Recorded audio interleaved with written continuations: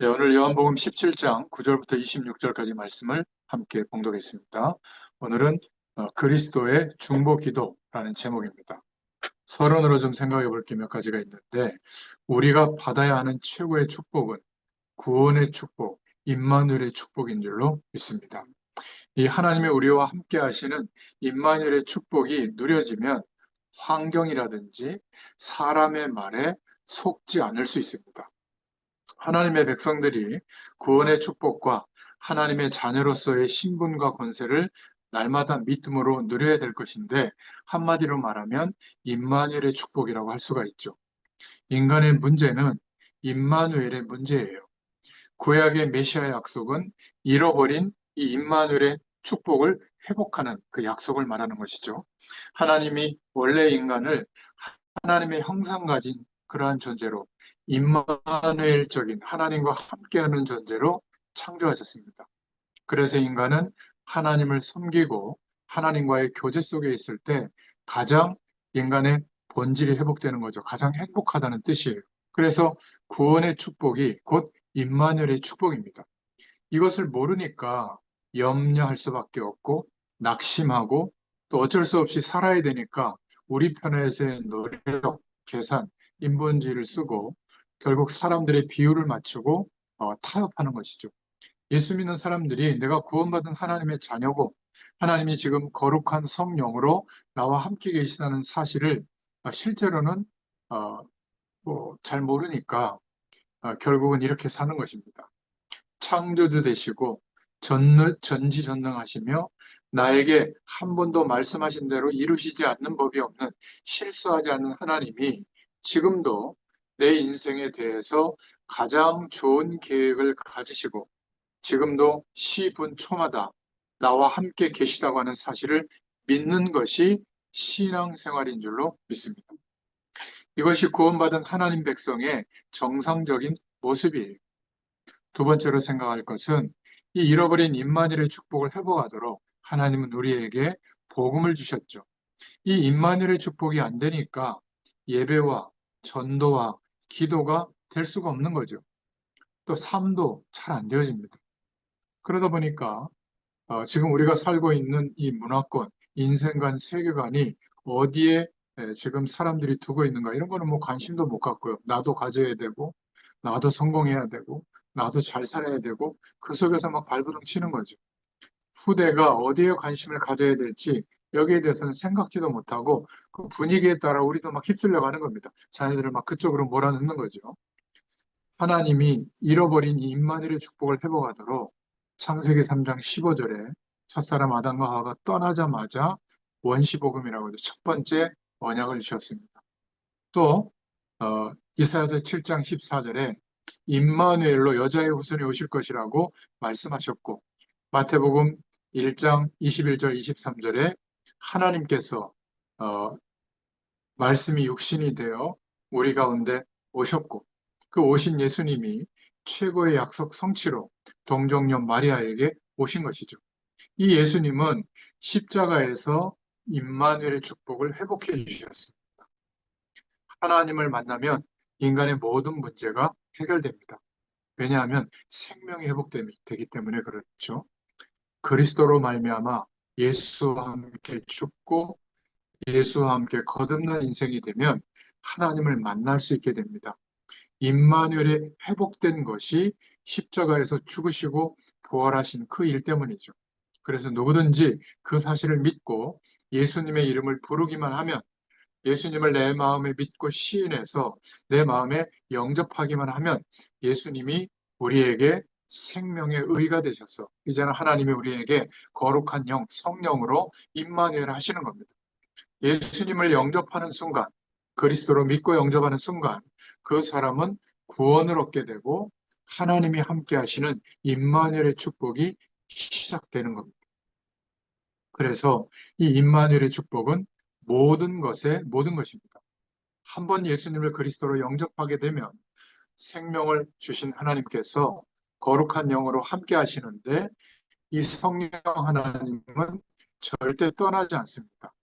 한번 구원받은 백성은 절대 이 영적인 축복이 취소되지 않아요. 멸망받지 않습니다.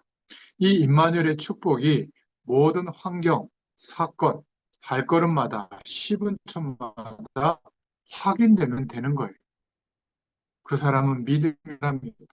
그런데 사단은 임마누엘이 안 보이도록, 환경만 보이도록 속이는 겁니다.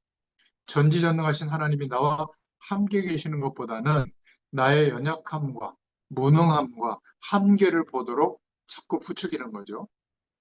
그렇다고 해서 우리가 임마누엘의 축복을 못 누리는 것이 아닌데 그것 때문에 내가 하나님의 축복을 못 누릴 그런 위치에 있다고 자꾸 인정하도록 만드는 거예요. 그렇지 않습니다. 임마누엘로 함께 하시는 하나님이 나를 향해서 땅끝까지 복음 증거하는 삶을 살 수밖에 없도록 우리의 인생을 인도하시는, 복음화하시는 완벽한 계획을 보기보다 현실 문제에 집착하도록, 그것도 지나고 보면 작은 일인데 거기에 매이도록 자꾸 속이고 부추기는 겁니다. 이거를 볼 수 있어야 됩니다. 그래서 네 번째로 예수 그리스도를 믿는 순간에 성령께서 우리 안에 영원히 거하시죠. 구약에 예언된 메시아, 신약에 예언된 대로 메시아로 오신 예수 그리스도께서 승천하셨고 부활하셨고 승천하셨죠. 그리고 우리에게 영원토록 세상 끝날까지 함께하겠다고 최고의 약속을 주셨습니다. 약속하신 대로 마가다락방에 오순절 날에 공식적으로 처음 성령으로 임하셨죠. 그래서 개인이 예수 믿는 순간에 성령 하나님께서 우리 안에 영원히 거하십니다. 이게 바로 임마누엘의 축복이죠. 큰 세 번째로 지금도 예수님께서는 성령으로 우리 안에서 그래서 기도하고 계세요.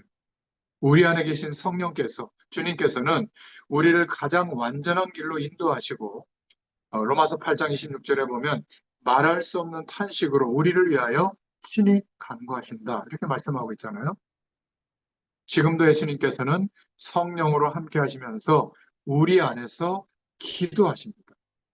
우리는 연약해서 마땅히 빌 바를 알지 못하나 성령께서 우리의 연약함을 도우시고 우리를 세밀하게 인도하시며 우리를 친히 탄식함으로 간구하시는 줄로 믿습니다.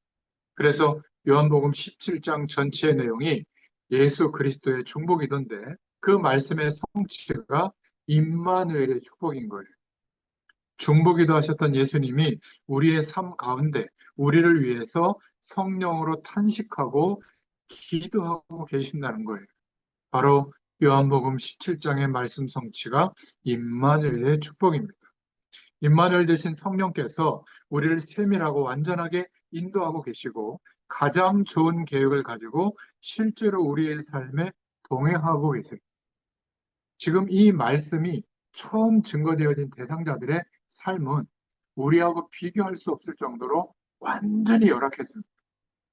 식민지 속에 있었고 거의 노예 생활했고 자기의 그 분배되었던 토지는 다 잊어버리고 그리고 예수 믿기는 했지만 거의 순교 직전까지 가야 될 그런 아주 급박한 상황으로 내몰렸고요.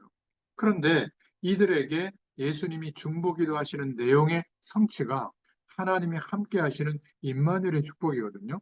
이 축복을 체험한 사람은 단 한 명도 빠짐없이 신앙을 지켰어요. 그런 배경 속에서. 자발적으로 신앙을 지키는 선택을 하면 자발적으로 가난해지거나 자발적으로 완전히 국가적 법의 보호를 받지 못하거나 또는 어떤 예수를 그리스도로 믿는 믿음을 선택할 때 두 번, 세 번 같은 제목으로 잡히면 사형당할 수도 있었는데 다 믿음을 지킨 겁니다. 오늘날은 이렇게 말씀이 많이 풍부하게 전달되고 있고 또 날마다 예배할 수 있는 곳에 있고 그렇잖아요. 성경이 우리나라 말로 번역되어져 있고 누구든지 중보자, 뭐 구약 시대나 또 중세 시대에는 중보자를 통해서만 기도가 이렇게 상달됐잖아요. 지금은 누구나 예수님의 이름으로 기도하면 그 기도가 응답되거든요. 그 사람들이 함께 중보할 때 어마어마한 하나님의 역사가 시작되는 줄로 믿습니다. 그래서 예수 잘 믿는 사람은 성령의 인도를 잘 받아요. 하나님의 일을 잘하는 사람도 보면 성령의 인도를 잘 받습니다. 다른 사람을 도와주면서 하나님의 나라를 건설할 사람은 내 야망이나 능력의 인도를 잘 받는 것이 아니라 성령 인도를 잘 받아야 됩니다. 그래서 말씀을 중요하게 생각하고 그 말씀을 묵상하는 중에 성령께서 깨닫게 하시는 길을 따라 인도받는 것이죠. 내 자신의 무능함을 인정하고 성령님의 완전하심을 인정하는 것이 성령의 인도를 잘 받는 길이에요. 간단합니다. 우리가 무능하다는 것을 인정하고 하나님의 전지전능하심을 인정하면 어떻게 되죠? 가만히 있게 돼요.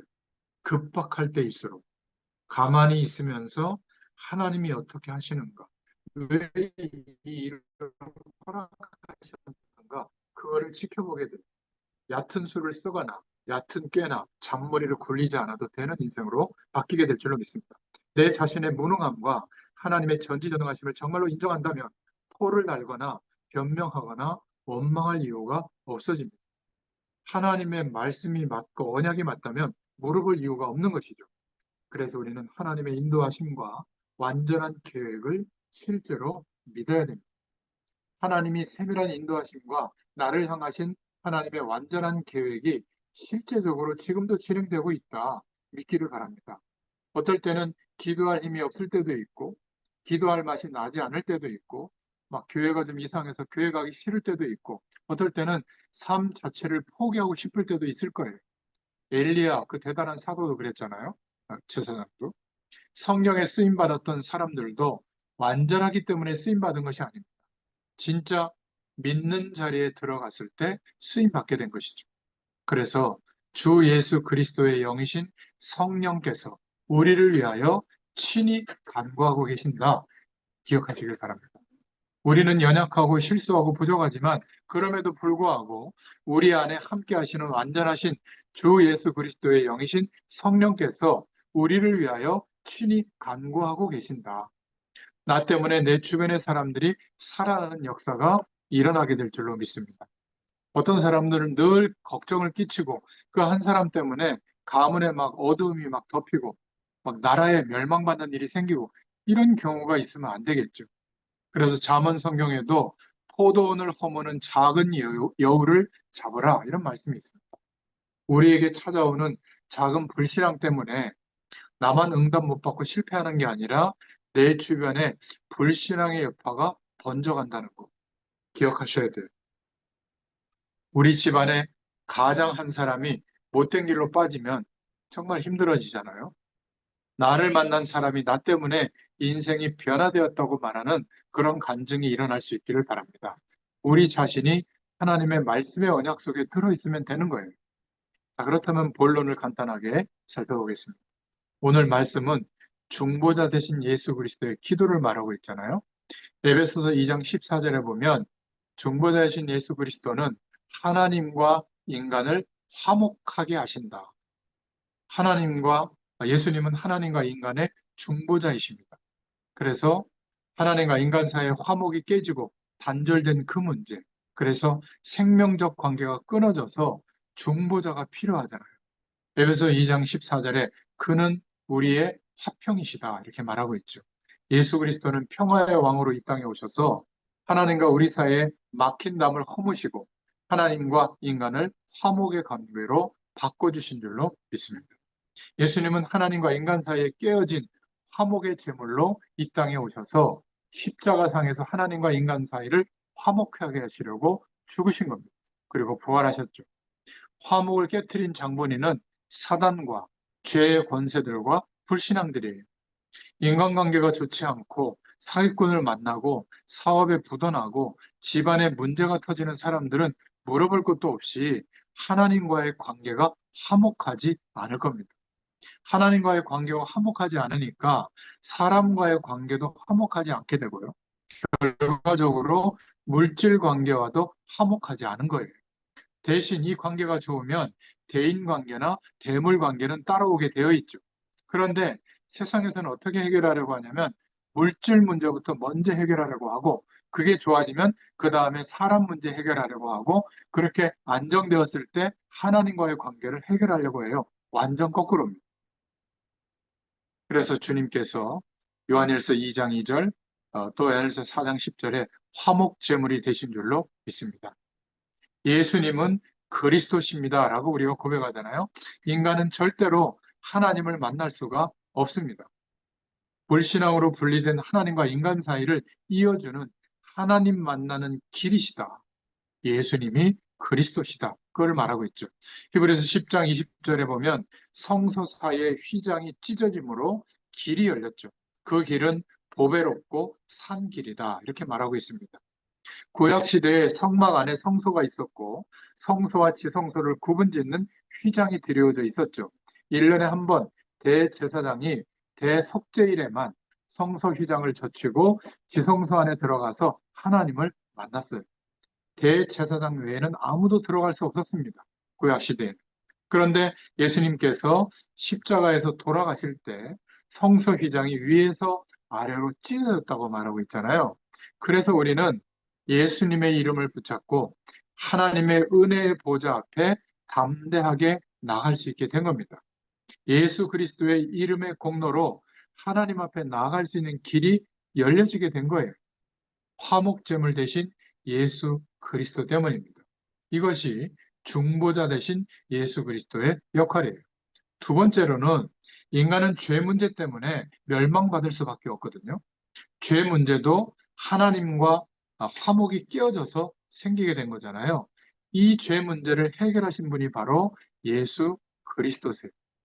구약에는 양과 송아지의 피로 백성들의 죄를 대신해서 제사장이 제사를 드렸는데 이 양과 송아지로는 한계가 있는 겁니다.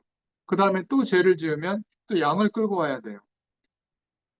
그렇게 하게 하신 이유는 그것은 영원한 속죄 제물이 되시고 자신의 피로 인하여 단번에 우리 죄를 해결하신 예수 그리스도의 모형으로 주님의 대속을 기억하도록 하는 장치였죠. 히브리서 9장 12절에 뭐라고 말씀하고 있냐면 양과 송아지의 피로 아니하고 자기 자신의 피를 단번에 드림으로 화목제물이 되셨다고 말씀하고 있습니다. 인간의 죄의 문제를 해결하신 그리스도십니다. 세 번째로는 하나님 떠난 인간은 마귀의 자녀로 마귀에게 종노릇 할 수밖에 없었는데 히브리서 2장 14절에 사망의 세력을 잡은 자 마귀를 없이 하셨다라고 성경은 말씀하고 있습니다. 예수님만이 사단의 세력을 깨뜨리시고 마귀의 손아귀 아래서 우리를 구원하실 수 있는 분이세요. 그래서 요한일서 3장 8절에 하나님의 아들이 나타나신 것은 마귀의 일을 멸하려 하심이라 이렇게 말씀하고 있죠. 이 세 직분, 선지자, 제사장, 왕의 직분을 설명했는데요. 이 세 가지의 그리스도의 일을 합쳐서 그리스도라고 하는 겁니다. 예수님은 그리스도시다. 하나님과 인간 사이에 화목 제물이 되어주셨고 중보자의 역할을 하신 줄로 믿습니다. 이 예수님이 오늘 큰 두 번째로 중보 기도를 하시는 내용이 오늘 17장에 나오고 있는 겁니다. 이 예수님의 죽으심과 부활에 대해서 예언하시면서 예수님이 십자가를 지금 앞두고 세상과 자기 자신을 위해서 기도하고 계시는 겁니다. 17장을 세 부분으로 나누면 1절부터 5절까지는 예수님 자신을 위해서 기도하고 있고요. 6절부터 19절까지는 제자들을 위해서 기도하고 있고 또 20절부터 26절까지는 모든 성도와 세상을 위해서 중보기도 하고 계세요. 이렇게 기도하는 중보기도의 역할을 하는 것이 바로 전도자의 삶이고 사도행전적 증인의 삶인 줄로 믿습니다. 자, 1절부터 5절에 보면 먼저 예수님 자신에 관한 기도죠. 1절에 아버지를 영화롭게 하옵소서 이렇게 기도하고 있습니다. 예수님께서는 당신 자신을 위해서 기도하실 때 하나님 아버지를 영화롭게 하옵소서 이렇게 기도했어요. 우리 인간의 제일 본문도 하나님을 영화롭게 하는 것이다. 이렇게 소요리문답에 말하고 있잖아요. 여러분 정말 중요한 기도, 예수님이 하셨던 기도 우리가 기억할 수 있기를 바랍니다. 3절에 보니까 영생은 곧 유일하신 참 하나님과 곧 그의 보내신 자 예수 그리스도를 아는 것이라고 말씀해요. 오래 살려고 그런 영생 뭐 그렇게 생각할 수도 있지만 하나님과 그리스도를 정확하게 아는 것이 영생이다. 영원한 생명이다. 실수할 때도 있잖아요. 혹시 실수했어도 믿음 좋은 사람이라고 하나님은 인정하십니다. 실수를 전혀 하지 않고 완벽해도 복음을 모르고 있다면 하나님이 볼 때는 믿음 좋은 사람이 아니에요. 예수님은 하나님과 그리스도 또 영생의 비밀을 알게 해달라고 기도한 겁니다. 우리도 계속 이 기도를 해야 되는 거예요. 나 자신의 눈을 열어서 바르게 하나님을 알게 해달라고 기도해야 될 줄로 믿습니다. 오늘도 내 눈을 열어주시고 주의 법에 기이한 것을 보게 해달라고 아침에 일어나서 기도하시고 잠자리에 들기 전에 꼭 기도하시기 바랍니다. 그리스도를 알아가는 것이 영생의 축복이다. 4절에 보면 아버지의 뜻을 이루도록 기도하셨습니다. 하나님을 영원롭게 하는 것은 너무 간단하죠. 하나님이 내게 하라고 주신 일을 이루면 됩니다. 그러면 내게 하라고 주신 일이 뭘까요? 내가 이 땅에 하나님의 은혜로 살게 되었는데 내 삶의 목적과 이유가 무엇입니까? 바로 그리스도와 세계 복음화를 이루는 것이 하나님을 영화롭게 하는 것이에요. 바로 그겁니다. 남을 돕고 착한 일을 많이 하면 하나님께 영광 돌린다고 생각하는데 그거는 불신자들도 하고 있잖아요. 좋은 일을 하지 말라는 말이 아닙니다. 우리는 정말 중요한 생명 살리는 일을 해야 될 줄로 믿습니다. 훌륭한 일이나 착한 일로는 지옥 가는 사람을 건져낼 수가 없어요. 모범적인 삶을 통해서는 마귀의 일을 멸할 수가 없는 겁니다. 그래서 우리는 하나님이 하라고 주신 그 일을 해야 될 줄로 믿습니다. 전에 저도 무엇을 해야 되는지 잘 몰랐어요. 그냥 하나님에 대해서 관념적으로만 알고 있었거든요. 근데 어느 날 그리스도를 깨닫게 해주셨어요. 그때부터 내가 할 일은 이거구나 하고 결정이 된 겁니다. 계속 이 복음, 그리스도만 말하면서 이 그리스도만 말할 일꾼과 제자를 키우고 전 세계에 파송하고 전도와 현장과 세계 복음화를 위해서 기도하는 일이구나. 후대를 세우는 일이구나. 이것 말고는 할 일이 없구나. 이거를 발견하고 나서 여기에 대해 마음을 먹었거든요. 근데 하나님이 너무 기뻐하시는 거예요. 이 은혜를 하나님이 주시는데 갈수록 점점 커집니다. 여러분에게도 이 은혜가 있기를 축원합니다. 마태복음 6장에 주기도문의 뜻이 뭐라고 그랬죠? 뜻이 하늘에서 이룬 것 같이 땅에서도 이루어지이다. 우리는 이 기도 제목을 알고 있잖아요. 하나님의 뜻은 지금도 변함이 없습니다. 하나님의 뜻과 소원은 요한복음 3장 16절이에요. 아무도 멸망치 않고 영생을 얻는 겁니다. 이 하나님의 뜻이 이 땅에서 나의 작은 삶을 통해서 이루어지기를 기도하시면 됩니다. 주님께서 기도하신 두 번째 기도가 6절부터 19절에 나오는데 제자들을 위해서 기도해 주셨습니다. 뭐라고 기도했냐면 기도하실 때 아버지의 말씀을 알게 해달라고 제자들이 언약을 확실히 붙잡게 해달라고 기도하셨습니다. 저는 제가 알고 있는 성도들에게 말씀이 성취된다는 그 간증을 하는 것을 들을 때 또 삶의 목적과 방향을 복음 전하기 위해서 세계 복음화에 맞춘 사람들을 볼 때 정말 제일로 기쁩니다. 그렇게 말씀 속에 있는 사람도 인간이기 때문에 실수할 수도 있고 뭐 열매가 없을 수도 있습니다. 그래도 상관이 없어요. 혹시 말씀을 가르치는 사명자분들, 제자들이 있다면 그들을 위해서 그들의 삶이 치유받고 응답받는 것을 위해서도 기도해야 되지만 먼저 말씀을 잘 깨닫고 말씀을 통해서 은혜 받도록 기도해야 될 줄로 믿습니다.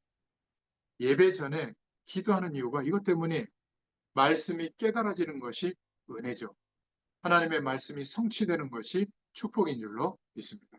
11절에 보니까 제 아들을 위해서 뭐라고 기도했냐면 저희를 보존하사 하나 되게 하옵소서 이렇게 기도했습니다. 언약 백성이 언약으로 하나 되게 해달라고 기도한 것이죠. 이게 하나님의 소원이에요. 형제들이 화목하게 지낼 때 부모의 마음도 기쁘잖아요. 하나님의 백성이 언약으로 사랑의 줄로 하나가 될 때 기뻐하십니다. 우리도 이것을 위해서 기도해야 될 줄로 믿습니다. 13절에 보니까 그리스도의 기쁨이 충만하게 해달라고 기도하셨어요. 내 기쁨을 너희 안에 충만히 가지게 함이라 이렇게 말씀하셨는데 우리는 다른 것 때문에 기뻐하는 사람들이 참 많죠. 주님은 그리스도의 기쁨이 제자들에게 있게 해달라고 기도하셨습니다. 그리고 15절에 보니까 저희로 악에 빠지지 않게 해달라고 기도하셨어요. 마태복음 6장 13절에도 보니까 주기도문에도 다만 악에서 구하시옵소서 이렇게 기도하라고 했잖아요. 악을 영어 성경으로는 데빌이라고 쓰거든요. 마귀로부터 악한 자에게서 속지 않도록 사단의 미혹에 속아 넘어가지 않도록 기도했다. 그렇게 이해하면 되겠습니다. 우리가 자녀들을 위해서 기도할 때에도 사단에게 속지 않고 어떤 현장에서라도 혼자 일어설 수 있는 비밀을 누리고 기도 응답받고 그리스도의 언약 붙잡고 조용히 문화권을 개혁하면서 선도할 수 있는 영적인 리더가 되도록 그렇게 기도할 수 있기를 바랍니다. 기도한 대로 하나님 역사해 주세요. 또 오늘 17절 19절에 보니까 저희를 진리로 거룩하게 해달라고 예수님은 기도하셨습니다. 이 거룩은 외모적인 것을 말하는 게 아닙니다. 구별됐다는 뜻이거든요. 세상에 살지만 세상의 기준과 구별되어져서 살고 있는 사람, 거룩한 삶이에요. 우리도 시간과 공간의 제한을 받고 살고 있기 때문에 먹을 것이 있어야 살아가는 존재지만 먹고 사는 것으로부터 구별되었다는 거예요. 어떻게 해요? 하나님이 책임진다는 것을 믿고 인도받는다면 그 구별된 겁니다. 거룩할 수 있는 길은 그래서 말씀뿐이에요. 말씀 속에 있는 사람들이 거룩한 사람입니다. 거룩과 경건의 개념을 외모적으로 막 목소리도 부드럽게 하고 태도도 바르게 하고 아주 순한 양처럼 하고 그렇게 생각하는 경향이 있는데 물론 뭐 외모도 봐야 되지만 경건과 거룩은 외모에 있지 않습니다. 하나님의 말씀의 언약을 사상으로 가지고 있는 사람은 정말 경건하고 하나님이 볼 때 구별된 거룩한 사람이에요. 야고보서에서도 참된 경건은 고아와 과부와 객을 돌아보며 불쌍한 사람을 돌아보며 왜 그렇게 할 수 있죠? 내 안에 그리스도가 계시기 때문에 그리스도적인 삶을 살 수 있는 축복을 누리게 되는 거예요. 진리로 거룩하게 하옵소서. 주님이 이렇게 기도한 겁니다. 그리고 20절부터 26절에 모든 성도들을 위한 기도를 하고 계시죠. 21절부터 23절에 저희가 다 하나 되어 복음이 전파되도록 기도하셨습니다. 모든 사람들을 위해서, 성도들을 위해서, 세상을 위해서 기도하셨죠. 24절에 아버지의 영광을 보게 하옵소서 이렇게 기도했습니다. 성도들이 하나님의 영광과 임마누엘의 축복을 봐야 될 줄로 믿습니다. 이사야 선지자가 어느 날 성전 가득한 하나님의 영광을 보았을 때 하나님의 탄식을 듣게 되고 자신이 세상의 배경을 지향했던 그런 죄와 부정함을 회개하면서 뭐라고 말했죠? 하나님, 내가 여기 있어오니 나를 보내주소서라고 기도했습니다. 하나님의 영광은 임마누엘의 축복을 아주 세밀하게 누리는 것이에요. 그러면 진짜 그 축복 속에서 우리 자신이 무엇을 하고 있는지, 어떻게 하고 있는지를 볼 수가 있고, 또 세상은 무엇을 향해 가고 있는지 바르게 볼 수 있는 겁니다. 그러니까 바른 기도 제목이 붙잡아지죠. 주님의 소원과 탄식을 깨달은 이사야에게 이사야서 6장 13절에 그루터기라고 하는 남겨두신 그루터기에 대한 시대적인 말씀을 허락해 주신 겁니다. 여러분, 우리 자신들 때문에 다른 사람들이 아버지의 영광을 보게 해달라고 기도할 수 있기를 바랍니다. 25절에 하나님과 예수 그리스도를 알게 해달라고, 그리고 26절에 아버지의 이름과 사랑을 알게 하여 주옵소서 그렇게 기도했습니다. 아버지 받으시도록 우리가 기도해야 될 줄로 믿습니다. 나를 향하신 하나님의 사랑이 어떠한지를 알기 위해서 기도할 수 있기를 바랍니다. 성도들을 위해서 기도할 때에도 이 기도를 해야 될 거예요. 하나님의 사랑을 알게 되도록. 예수님은 중보자의 일, 그리스도의 일을 통해서 모든 문제를 해결하셨고 지금도 그 예수님이 성령을 통해서 내 안에서 우리를 위하여 중보 기도를 하고 계시는 줄로 믿습니다. 요한복음 17장은 계속 읽으면서 묵상해 보세요. 너무나 중요한 기도의 내용들이죠. 자, 끝으로 세 번째로, 그렇다면 성도의 삶도 마찬가지입니다. 베드로전서 2장 9절에 너희는 왕 같은 제사장이요 택하신 족속이요 그의 소유된 백성이니 우리를 어두움 가운데서 불러내어 그의 기이한 빛에 들어가게 하신 이에 아름다운 덕을 선전하게 하려 하심이라. 바로 그리스도의 직분을 부여받은 거죠. 그리스도의 응답을 받고 그리스도를 하는데 가장 중요한 것이 중보 기도입니다. 우리는 그리스도의 축복을 받았고 그리스도적인 삶이 주어지게 된 겁니다. 중보자의 삶이죠. 고린도서 5장 19절에는 우리에게 화목케 하는 직책을 주셨다. 하나님과 관계가 끼어진 사람들을 화목하게 하는 직책, 복음 전파의 사명을 주신 줄로 믿습니다. 그래서 우리는 중보 기도하는 비밀을 갖고 있는 거예요. 꼭 기도할 수 있기를 바랍니다. 디모데전서 4장 5절 17절에 전도자의 인생이 바로 이런 길을 가는 것이죠. 우리는 우리 자신과 관계되어져 있는 사람들을 위해서, 또 교회에 연약한 사람들을 위해서, 지금 병들어 있는 사람, 어려운 문제를 만난 사람, 교회를 다니다가 낙심한 사람, 전도 대상자를 놓고 계속 기도할 수 있기를 바랍니다. 이제 내일부터 금요일마다 교회에서 금요 기도회를 시작하는데요. 저희 교회는 마지막 교회 비전이 모이는 교회 회복과 흩어지는 교회 현장 예배를 회복하는 거거든요.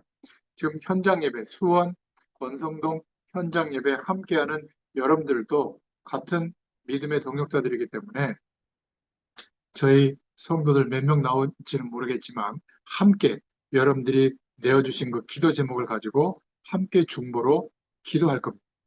굉장히 중요한 축복의 시간이 될 줄로 믿습니다. 그리스도의 일이 나를 통해서 되어질 줄로 믿습니다. 그리스도를 통해서 모든 문제가 해결된 게 맞다면 주님이 함께 하신 응답을 받을 것이니까 그리스도께서 우리에게 부탁하신 일이 나를 통해서 되어질 거예요. 특히 중보 기도가 본격적으로 되어지기를 축원합니다. 거기에 전도 대상자를 꼭 적어서 코멘트를 달아주세요. 어떤 일이 벌어지는지를 한번 보자고요. 한 달 동안 기도할 때. 전도 대상자를 놓고 나를 직접 간접으로 알고 있는 사람들의 명단을 적어보면서 한번 기도해 보시기 바랍니다. 오늘 말씀을 통해서 주신 중보자의 축복을 구체적으로 누릴 수 있기를 예수님의 이름으로 축원합니다. 기도하겠습니다. 하나님 아버지 참 감사합니다. 오늘 요한복음 17장 말씀을 통해서 예수님께서 중보기도 하셨던 기도 제목이 우리의 기도 제목이 되기를 소원합니다. 십자가에서 중보자의 일을 하시고 하나님과 우리를 화목케 하셔서 지금도 말할 수 없는 탄식으로 우리 안에서 함께 하시면서 우리를 위하여 친히 간구하시는 그 성령님을 의지하고 바라봅니다. 우리의 삶이 중보자가 되게 하시고 전도자의 삶이 되게 하여 주셔서 화목케 하는 직책의 삶이 되게 하여 주옵소서. 나 때문에 나와 관계된 사람들에게 정확한 그리스도의 복음이 증거되게 하여 주시옵소서. 감사드리며 살아계신 주 예수 그리스도의 이름으로 간절히 축복하옵고 기도하옵나이다. 아멘.